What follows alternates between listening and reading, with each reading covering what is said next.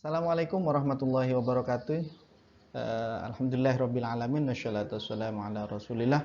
Rabbi syrah li sadri wa yassir li amri wahlul 'uqdatam min lisani yafqahu qawli. Pada kesempatan hari ini kita dapat berjumpa lagi dalam dunia virtual yang semoga segera saja berlalu dari kehidupan kita. Oke, pada pertemuan kali ini saya akan menjelaskan tentang tipologi dan faktor korupsi. Sebenarnya ada beberapa tipologi atau macam-macam korupsi yang bisa dilakukan oleh siapa saja, termasuk oleh kita, karena dalam sejarah manusia itu tidak pernah terlepas dari korupsi. Dan bagaimana faktor-faktor yang menyebabkannya? Oke, pertama kita akan berbicara tentang sejarah korupsi. Sejak kapan sejarah korupsi itu dimunculkan atau korupsi itu ada dalam kehidupan kita? Harus diakui bahwa ketika manusia itu diciptakan atau makhluk itu diciptakan, itu bersamaan disitulah adanya korupsi. Sehingga korupsi muncul ketika makhluk Allah tidak bisa mengendalikan dirinya atau mengendalikan sikap atau emosinya. Ada yang mengatakan bahwa sejarah korupsi bersamaan dengan sejarah manusia, sehingga ketika manusia itu diciptakan, disitulah ada korupsi. Karena korupsi merupakan profesi sampingan paling tua. Jadi selain mencangkul petani dan lain sebagainya, atau polisi dan lain sebagainya, maka korupsi sebenarnya pada hakikatnya ialah profesi sampingan yang selalu melekat dalam kehidupan kita. Ada yang menyatakan bahwa seperti Said Hussein Alatas menyatakan bahwa korupsi seperti menyuap telah terjadi sejak masa Hammurabi pada masa kerajaan Babilonia atau sekitar 1200 sebelum Masehi, jadi jauh sebelum Nabi Isa. Atau ada yang mengatakan ini bagian dari kehidupan di India, atau di India pernah ada kasus korupsi terjadi 1000 tahun sebelum Nabi Isa. Jadi sama halnya dengan Babilonia atau India itu sudah menjelaskan adanya korupsi yang dilakukan oleh manusia. Seperti apa korupsi itu yang saya jelaskan pada minggu kemarin pendefinisian. Adapun tipologi dan faktor korupsi pada masa awal, kenapa saya mengatakan bahwa keadaan manusia itu adalah awal atau ketika makhluk itu diciptakan oleh Allah itu pada waktu itu ada korupsi itu terselubung dalam dirinya. Coba kita lihat 3 makhluk pertama yang diciptakan oleh Allah. Pertama, iblis. Iblis itu melakukan korupsi kepada Tuhan karena iblis itu dengki terhadap Adam. Kedengkian itu bisa menimbulkan orang melakukan satu korupsi, karena sebagai seorang hamba seharusnya iblis itu tidak mengambil posisi ketuhanan. Sehingga apa yang terjadi? Iblis mengatakan khalaqtahu min tin wa khalaqtani, atau saya diciptakan minan nar. Adam itu diciptakan dari abu atau dari debu, tetapi tidak dengan saya, kata iblis. Saya diciptakan dari api. Sehingga ada korupsi yang dilakukan oleh iblis yang seharusnya itu tidak dalam posisinya, itu mengambil posisi sebagai ketuhanan.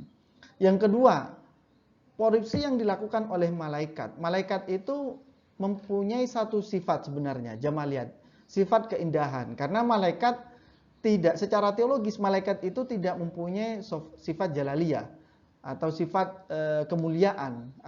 Karena malaikat itu ialah makhluk yang indah, yang taat sehingga sampai kepada kemuliaan. Karena kejamalannya, bukan kejalalannya. Tetapi apa yang terjadi? Malaikat juga melakukan protes kepada Allah dalam ketika Adam dijadikan seorang khilafah atau dijadikan khalifah di dunia. Ini adalah bentuk pengurangan atau malaikat memaksakan diri untuk mengambil jalan jalaliyah. Begitu juga dengan Adam. Adam itu mempunyai 2 sifat, jamaliyah dan jalaliyah. Sifat keindahan dan sifat kemuliaan dan keagungan. Atau manusia itu seperti itu. Tetapi apa? Karena kelalaiannya manusia atau Nabi Adam itu diganggu oleh iblis. Kalau iblis itu disebabkan oleh kedengkian, malaikat disebabkan oleh kebangkangannya, tetapi manusia yang direpresentasikan Adam pada masa awal itu disebabkan oleh melanggar perintah Allah untuk tidak mendekati buah kholdi, dia mendekati buah kholdi. Itu yang tipologi dan faktor korupsi pada awal. Adapun kisah korupsi dalam agama atau dalam Al-Quran itu diciptakan apa yang dilakukan oleh Qabil yang membunuh Habil karena sifat dengki Habil mempunyai adik yang sangat cantik yang tidak boleh dinikahi oleh Qabil sehingga Habil dibunuh oleh Qabil. Sifat dengki itu bagian dari sifat negatif itu bagian dari awal permulaan korupsi pada masa awal yang oleh Nasaruddin Umar disebut sebagai bapak koruptor pada masa awal. Terus korupsi pada masa Nabi Syuaib, kaum Madian ya, dimana dulu Nabi Syuaib itu kita bisa baca dalam teologi anti korupsi ada dalam beberapa tafsir kaumnya itu menolak untuk diperintahkan karena kaumnya itu ketika membeli katakanlah membeli emas atau membeli makanan dia membayar dengan harga yang sangat murah, tetapi ketika dia menjual lagi, itu dia menjual dengan sangat yang tinggi. Itu bagian korupsi pada masa awal. Terus yang ketiga, dalam Al-Quran diceritakan korupsi yang dilakukan oleh atau gratifikasi yang dilakukan oleh Ratu Bilqis kepada Nabi Sulaiman. Bagaimana Ratu Bilqis itu ingin menyuap Nabi Sulaiman atau memberikan hadiah Nabi Sulaiman emas yang sangat banyak untuk tidak menyerang kerajaannya. Itu adalah kisah dan tipologi korupsi pada masa awal. Jadi banyak modelnya.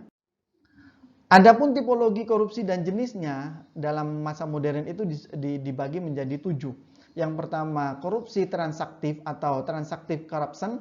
Jenis korupsi yang menunjukkan adanya kesepakatan timbal balik antara dua pihak. Katakanlah saya melakukan korupsi ini, kalau deal nanti saya kasih, atau kalau bagaimana itu ada deal solution dalam bentuk korupsi yang dilakukan. Yang kedua, korupsi perkerabatan, biasanya disebut dengan nepotisme. Ini loh, masukin saudara saya, nanti kalau masuk kamu saya angkat menjadi ini. Ini adalah korupsi nepotisme. Yang selanjutnya ada korupsi yang memeras.